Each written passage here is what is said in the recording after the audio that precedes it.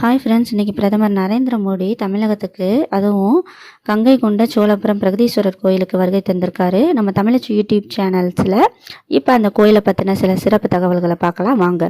தமிழகத்திலேயே மிகப்பெரிய லிங்கம் கொண்ட கங்கை கொண்ட சோழபுர பிரகதீஸ்வரர் கோயில்.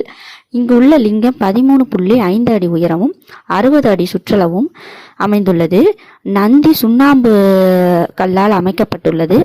இந்த சுண்ணாம்பு கல் மீது விடும் சூரிய ஒளியானது கர்ப்ப கிரகத்தில் உள்ள லிங்கம் மீது படும். அது இந்த கோயிலோட மிகச்சிறப்பு. இந்த கோயிலுக்கு கருவறைக்கு அடியில் சந்திரகாந்தா கல் அமைக்கப்பட்டுள்ளது. இந்த கல்லோட சிறப்பு என்ன அப்படின்னா, மிக கடுமையான வெயில் காலத்தப்ப குளிர்ச்சியையும் பயங்கரமான குளிர்காலத்தப்ப மிதமான வெப்பத்தையும் கொடுக்கக்கூடாது. இந்த கோயில் கட்டிய ராஜராஜ சோழனுக்கும் புவனேஸ்வர தேவிக்கும் மார்கழி திருவையாறு அன்னைக்கு பிறந்தவர் தான் ராஜேந்திர சோழன். இவரோட இயற்பெயர் மதுராந்தகன்.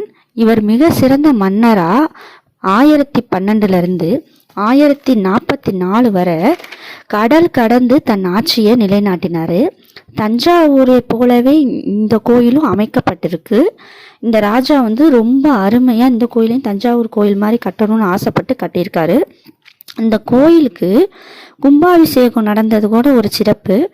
ஏன்னா இந்த ராஜாவிடம் யார் யார் தோற்றார்களோ அந்த மன்னர்களை கங்கையிலிருந்து தண்ணி தலைமையில வச்சு எடுத்துட்டு வர சொல்லி இந்த சாமிக்கு அபிஷேகம் பண்ணி கும்பாபிஷேகம் நடத்தியிருக்காரு.